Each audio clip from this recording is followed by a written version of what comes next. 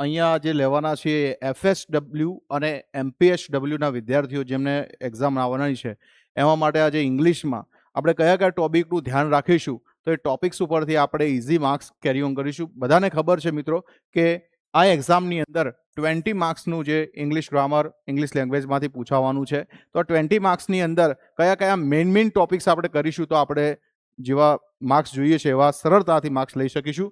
તો અહીંયા પહેલો ટોપિક છે મિત્રો આર્ટિકલ્સ, બીજો છે ટેન્સીસ, ત્રીજો જે સબ્જેક્ટ વર્બ એગ્રીમેન્ટ, ચોથો ટોપિક છે preposition, pronoun, active passive voice, direct indirect speech, degree, vocabulary છે એમાં સિનોનિમ્સ અને એન્ટોનિયમ્સ સમાનાર્થી શબ્દો અને વિરુદ્ધાર્થી શબ્દો બંને આવી જાય.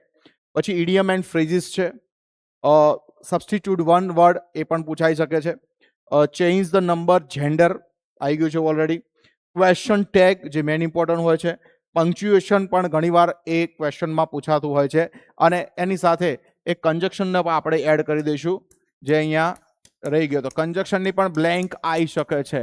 પણ ટોપિક્સ તો ઘણા બધા છે પણ આ મેઇન ટોપિક્સ છે જેના પર વધારે ભાર આપીશું તો આપણે ઇઝી ઓન કેરી કરી લઈશું. આજે જે પહેલો ટોપિક આપણે લેવાના છીએ એ પહેલો ટોપિક એ છે પ્રોનાઉનની અંદરથી આપણે એમાંથી એક ટોપિક લીધો છે એ છે રિલેટિવ પ્રોનાઉન.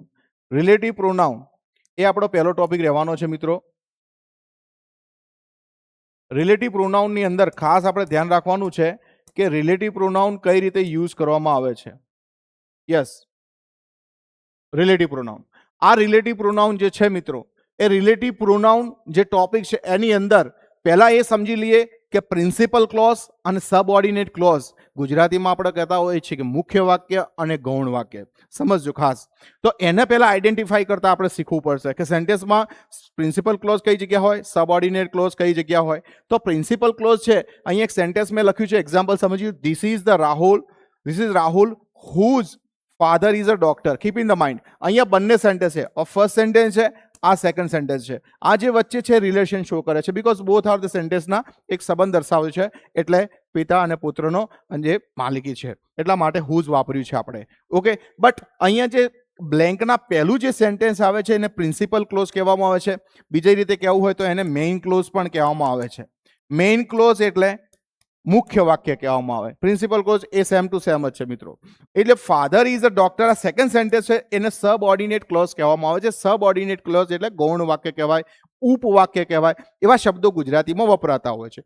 આપણે જે બી ફેરફાર કરવાનો હોય એ સબઓર્ડિનેટ ક્લોઝમાં થાય. પ્રિન્સિપલ ક્લોઝમાં સેન્ટેન્સમાં ચેન્જીસ થશે નહીં, સેમ ટુ સેમ સેન્ટેન્સ હોય છે. પણ હા, બ્લેન્ક પૂરી કરતા હોઈએ તો એક વસ્તુ ખાસ યાદ રાખવાનું કે બ્લેન્કનું આગળ પ્રિન્સિપલ ક્લોઝમાં જે મેઇન હોય છે એનાથી જ બ્લેન્કનો આન્સર આવતો હોય છે. Keep a smile. ધ્યાન આપજો. હવે આપણે કયા કયા અહીંયા જોવાના છે તો અહીંયા કયા કયા રિલેટિવ પ્રોનાઉન જોવાના છે. હુ છે, હુમ છે, વિચ છે, હુઝ છે, વેર છે, વેન છે, વોટ છે, ધેટ છે અને એક ત્રીજું એક એડ કરી નાખું છું એ છે વાય. આ બધાના વન બાય વન નિયમો આપણે જોઈશું અને એ નિયમના આધારે એ બ્લેન્કમાં એમનો આન્સર આવશે. Keep a smile. Move on. આગળ વધીએ આપણે થોડાક. પહેલો ટોપિક લઈએ છીએ આપણે એ છે હુ. મિત્રો હુ એટલે કે જે. ગુજરાતીમાં કે જે અર્થ થાય હુ એ વ્યક્તિ માટે વપરાય છે. બીજી ભાષામાં અમુક જગ્યાએ મનુષ્ય માટે પણ લખેલું હોય પણ એ બધું સેમ ટુ સેમ જ હોય છે. Keep in the mind. હવે આપણે અહીંયા એને પેટર્ન પકડીશું કે આપણે બ્લેન્ક પૂછાતી હોય છે. ટ્રાન્સફોર્મેશન ઓફ સેન્ટેન્સ પૂછાતા નથી, બ્લેન્ક પૂછાતી હોય છે.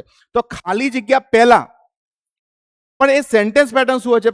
ફર્સ્ટ સેન્ટેન્સ છે એના વાક્યના અંતે વ્યક્તિનું નામ હશે, એના પછી ખાલી જગ્યા હશે, પછી તરત જ ક્રિયાપદ હશે અને અન્ય શબ્દો હશે. એટલે ખાલી જગ્યામાં આપણે હુ લખવાનું રહેશે. ધ્યાન આપજો. આપણે અહીંયા એક્ઝામ્પલ લખ્યું છે, આઈ નો ધ મેન ડેશ પ્લેઝ વેલ. હવે આ ખાલી જગ્યા પહેલા જુઓ તો મેન એટલે વ્યક્તિનું નામ આવ્યું, માણસ. હવે ખાલી જગ્યા પછી ક્રિયાપદ છે તો અહીંયા શું આવશે?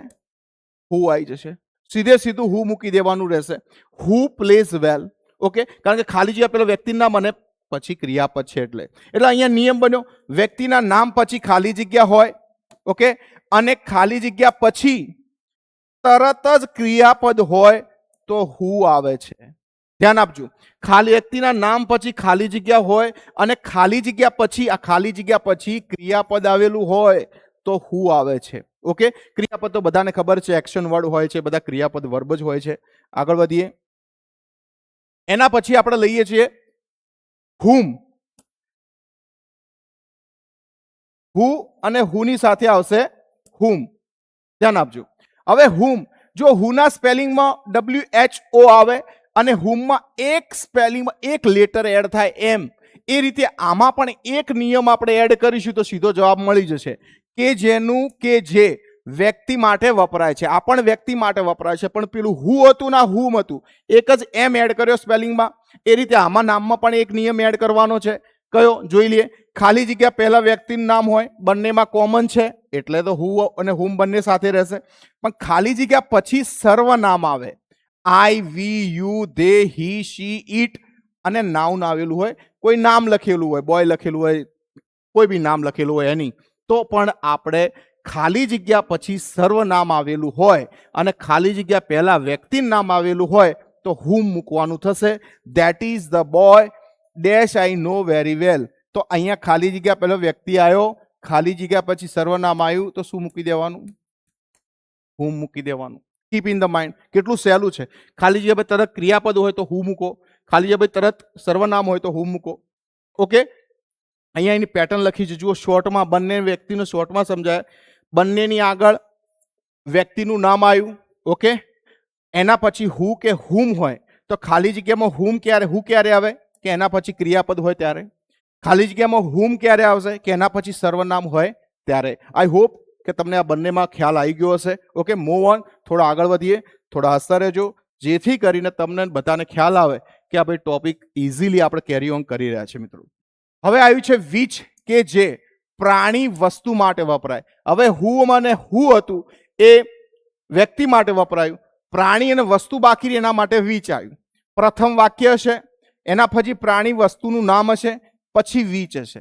whichમાં બે ફોટા પડશે, ક્રિયાપદ પણ આવી શકે, સર્વનામ પણ આવી શકે.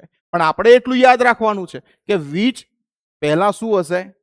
વસ્તુ અથવા પ્રાણીનું નામ હશે. અહીંયા લખ્યું છે my father had bought the table. મારા પિતા ટેબલ લાવ્યા હતા. Dash has a 4 leg. તો અહીંયા 3 ઓપ્શન તમને આપ્યા છે, whom, which અને why. તો તમને બધાને ખબર છે કે ખાલી જગ્યા પહેલા વસ્તુનું નામ હોય તો આંખો બંધ કરીને which લખી દેવાનું. બીજો કોઈ પ્રશ્ન જ નહીં કરવાનો આપણે. ખ્યાલ આવ્યો છે? કીપ અ સ્માઇલ, મારી સાથે બન્યા રહેજો, ધ્યાન આપજો. હવે આગળ વધીએ છીએ. એના પછી મિત્રો છે whose. આ જે whose છે કે જેનું કે જે માલિકી દર્શાવે, ગુજરાતીમાં છઠ્ઠી વિભક્તિ તમને બધાને યાદ હશે, નો, ની, નું, ના. એ માલિકી, ઓનરશિપ દર્શાવવા માટે આપણે અહીંયા whose વાપરીએ છીએ. હવે હું તમને બધાને એમ કહી દઉં કે whose એ માલિકી દર્શાવે, ખાલી જગ્યા પહેલા નામ હોય ને ખાલી જગ્યા પછી નામ હોય અને બંને વચ્ચે માલિકી આવે તો સમજી લેવાનું કે whose આવે. આવું કહીને હું પૂરું કરી દઉં ટોપિક? ના. પણ એ વ્યક્તિ, એ વિદ્યાર્થી મિત્રો, તમને એ જ ખ્યાલ ના હોય કે એ નામ કયા કયા આવે માલિકી દર્શાવવા માટે, તો ઘણીવાર આવડતી બ્લેન્ક ખોટી લખીને આપણે આવી જતા હોય છે. તો આપણે કઈ બાબતનું ધ્યાન રાખવાનું? જુઓ, પ્રથમ વાક્ય પછી નામ હશે, એના પછી whose હશે. આ નામ ગમે તે હોય, પ્રાણી હોય, વસ્તુ હોય, ગમે તે હોય, એની, એના પછી whose આવશે, પછી બીજું નામ આવશે. હવે અહીંયા કેવા પ્રકારના નામ આવશે, કેવા પ્રકારની માલિકી આવે એ જોઈએ. વસ્તુની માલિકી આવે તો પર્સ અને કાર છે. એના પછી સંબંધની માલિકી આવે, father, mother, sister, brother, whatever may be, જે બી હોય એ આપણે અહીંયા લખી શકતા હોઈએ છીએ. જો આવા જોયેલા હોય તો આપણને ખ્યાલ આવે કે માલિકી દર્શાવે, મૂકી દો whose. પછી શરીરના અંગોની માહિતી, હેન્ડ, ટ્રંક, ટેલ, આ બધા અંગોની માલિકી હોય તો આપણે સીધા whose મૂકી શકીએ. જે ભાવવાચક નામ, કાઇન્ડનેસ છે, આ બધા જે ભાવવાચક નામો હોય છે એ ભાવવાચક નામ પણ એક પ્રકારની માલિકી દર્શાવતા હોય છે. તો એ બંને નામ વચ્ચે માલિકી હોય તો whose આવશે. આગળ વધીએ. હવે આપણે બ્લેન્ક જોઈએ. 3 પ્રકારની, કે this is the lady dash purse is stolen. મિત્રો અહીંયા બે નામ આવેલા છે, એક છે લેડી અને બીજું છે પર્સ. પર્સ કોનું ચોરાયું છે? તો લેડીનું. તો માલિકી થઈ એટલે સીધું whose આવી ગયું. Keep in the mind. I show the man dash brother is a doctor.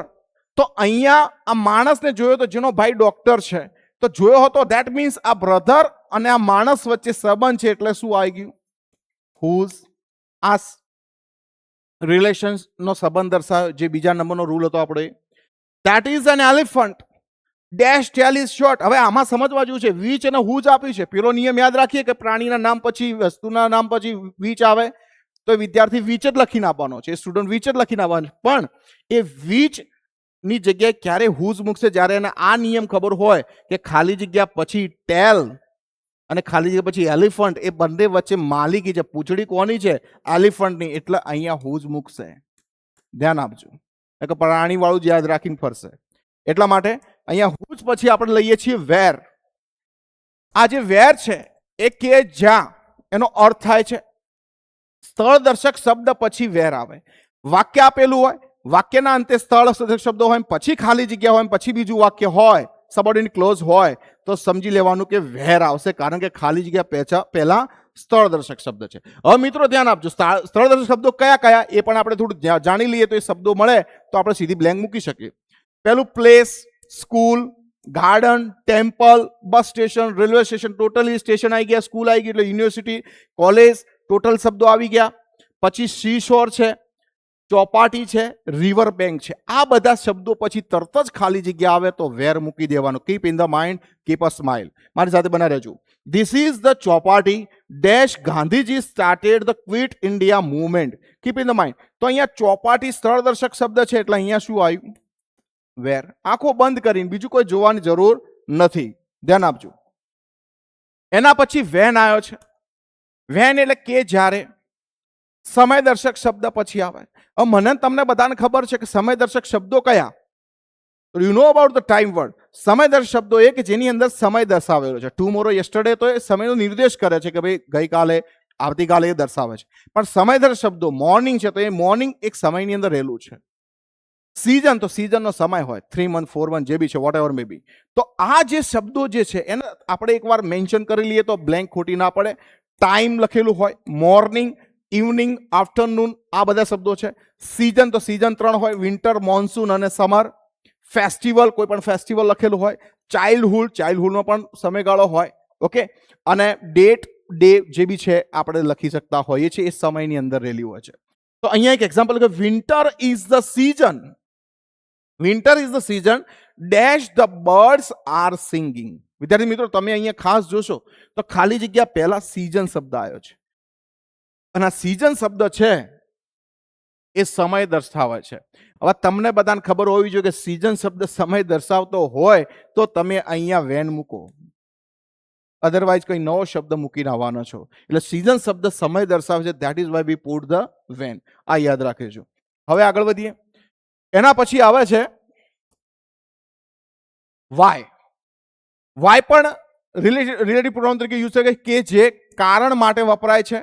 Reason શબ્દ પછી વાય આવે છે. આ સમજવાનું ખાસ છે. રીઝન શબ્દ પછી ખાલી જગ્યા હોય તો વાય મૂકી દેવાનું. અહીંયા એક્ઝામ્પલ લખ્યું છે, do you know the reason why she left the party. તો અહીંયા વાય, રીઝન પછી ખાલી જગ્યા છે એટલે વાય આવ્યું છે. ઓકે.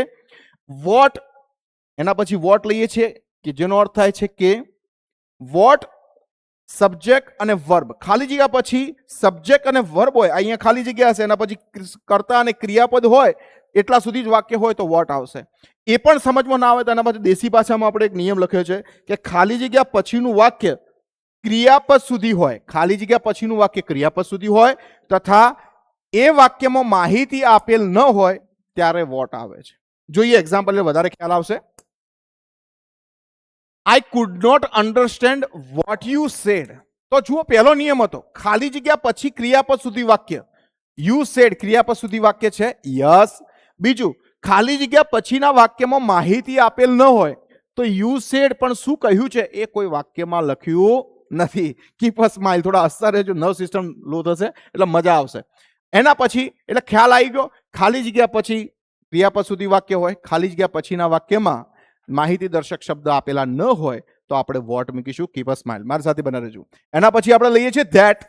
હવે ધેટમાં શું આવશે? ધેટમાં મિત્રો ધેટ એ સર્વોપરી કહેવામાં આવે છે. બધી જગ્યાએ વપરાતું હોય તે મોટા ભાગે, એટલે સર્વોપરી કહેવાય છે. એટલે પહેલો જ નિયમ બનશે હુ, હુમ અને વિચ ની સાથે ધેટ આવે. એની જગ્યાએ તમે ધેટ વાપરી શકો. ફોર એક્ઝામ્પલ આપણે લઈએ છીએ, Reena loves the children dash are honest.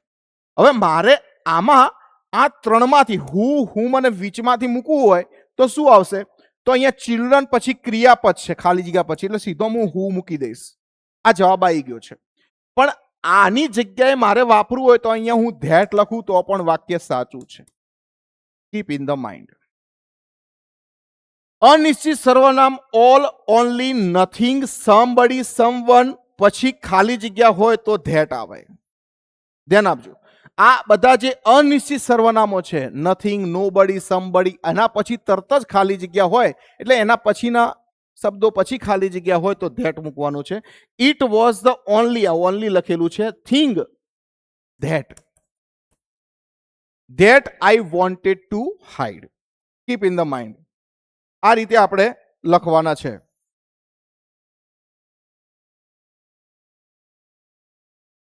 અહીંયા લખ્યું છે ઇનડાયરેક્ટમાં સેડ, ટોલ્ડ, એક્સક્લેમ્ડ, સજેસ્ટેડ પછી ખાલી જગ્યા હોય તો ધેટ આવે. અહીંયા તમે જોજો ઇનડાયરેક્ટમાં સેડ, ટોલ્ડ, એક્સક્લેમ્ડ, સજેસ્ટેડ પછી ખાલી જગ્યા હોય તો ધેટ આવે. હી ટોલ્ડ હર પછી શું આવશે? That she won the race. તો મિત્રો અહીંયા ટોલ્ડ ક્રિયાપદ આવેલું છે એટલા માટે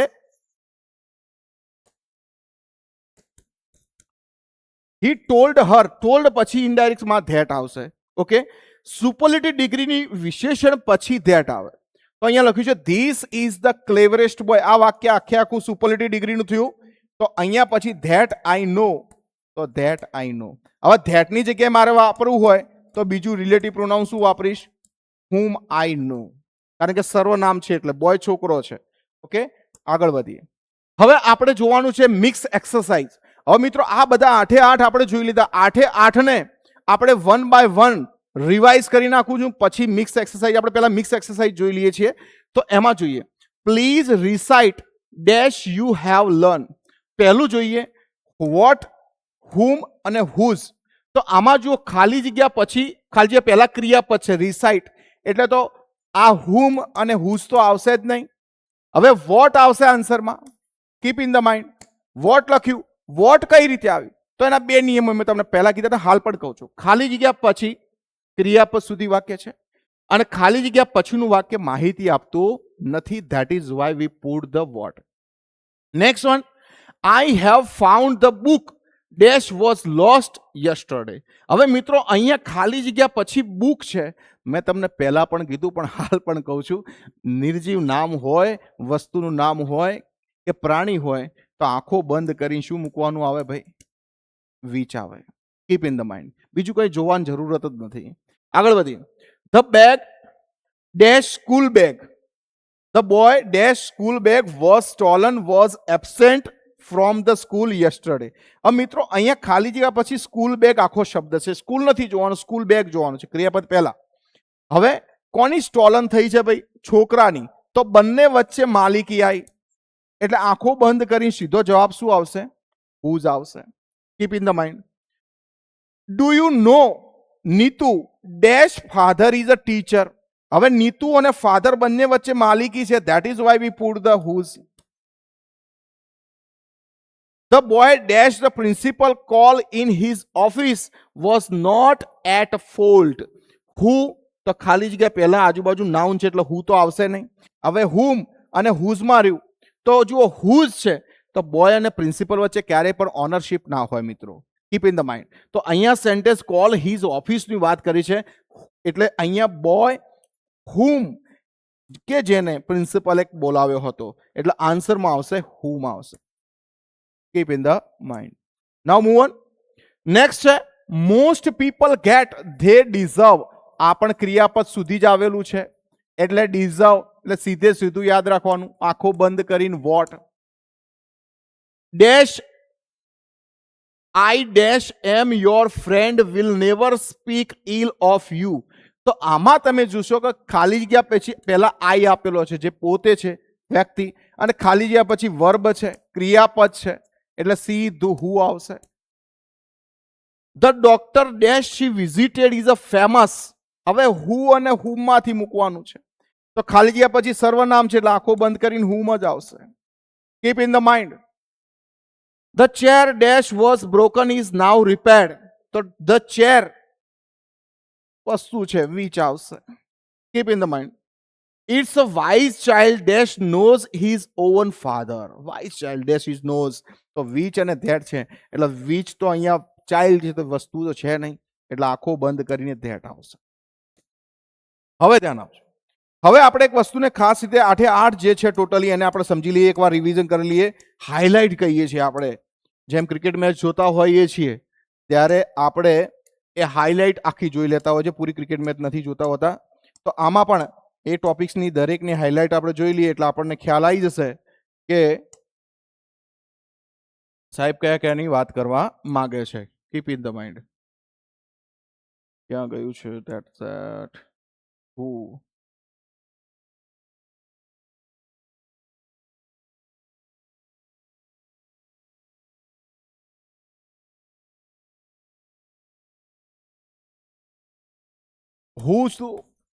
પછી આપણે લીધું whom, પછી લીધું આપણે which, પછી when, where, whose, why, what અને that. હવે જોઈએ one by one relative pronoun. પહેલું રિલેટિવ પ્રોનાઉન લઈએ છીએ આપણે whose. who છે વ્યક્તિ માટે વપરાય છે. ખાલી જગ્યા પહેલા વ્યક્તિનું નામ, ખાલી જગ્યા પછી ક્રિયાપદ હોય તો who આવશે. એના પછી whom. મિત્રો whom ની વાત કરીએ આપણે તો ખાલી જગ્યા પહેલા વ્યક્તિનું નામ હશે, પણ ખાલી જગ્યા પછી સર્વનામ આવેલું હોવું જોઈએ, નામ આવેલું હોવું જોઈએ, ક્રિયાપદ નહીં. ઓકે. which જેમ વ્યક્તિ માટે who અને whom આવે છે તેમ which એ પ્રાણી અને વસ્તુ માટે વપરાય છે. એના પછી ખાલી જગ્યા હોય, પ્રાણી કે વસ્તુ નામ પછી ખાલી જગ્યા હોય તો which આવશે. એના પછી when, સમયદર્શક શબ્દ પછી when આવશે. સ્થળદર્શક શબ્દ પછી where આવશે. whose બે નામ વચ્ચે માલિકી હોય, એ ચાહે વસ્તુની હોય, એ ચાહે સંબંધી હોય, એ ચાહે શરીરના અંગોની હોય, એ ચાહે ભાવવાચક નામ હોય, આ બંને નામ વચ્ચે માલિકી હોય તો whose આવશે. why રીઝન શબ્દ પછી why આવશે. અને what જે છે એ ખાલી જગ્યા પછી જે સેન્ટેન્સ હોય, જે ક્રિયાપદ સુધી હોય, ખાલી જગ્યા પછીના વાક્યમાં કોઈ માહિતીદર્શક શબ્દ આપેલો ના હોય તો what આવશે. that એ સર્વોપરી કહેવામાં આવે છે. who, whom અને which ની જગ્યાએ that વાપરી શકાય છે. નેક્સ્ટ રૂલ છે એનો ઇનડેફિનિટ પ્રોનાઉન જે કહે છે સમ, એની, એનીબડી, સમબડી, નથી, નોબડી, ઓનલી, આ બધા પછી ખાલી જગ્યા હોય તો that આવે છે. સેકન્ડની વાત કરીએ તો ઇનડાયરેક્ટ સ્પીચમાં એક્સક્લેમ્ડ છે, સેડ છે, ટોલ્ડ છે, આ બધા પછી that આવતું હોય છે. ઓકે. અને લાસ્ટમાં સુપરલેટિવ ડિગ્રીના વાક્યના અંતે જે આપણે બીજું વાક્ય જોડવાનું તો બંને વાક્યો વચ્ચે સુપરલેટિવ વાક્ય પહેલું હોય ને પછી બીજું વાક્ય આવેલું તો બંને વાક્યો વચ્ચે that આવશે. ઓકે. આઈ હોપ કે you understand very well about my topic. તમે આ રીતે વધારે ટોપિક જાણવા માટે મારી ચેનલને શેર કરજો, સબસ્ક્રાઇબ કરવાનું ભૂલતા નહીં. મારી ચેનલનું નામ છે English grammar by Bharat sir. Okay. તો થેન્ક યુ વેરી મચ.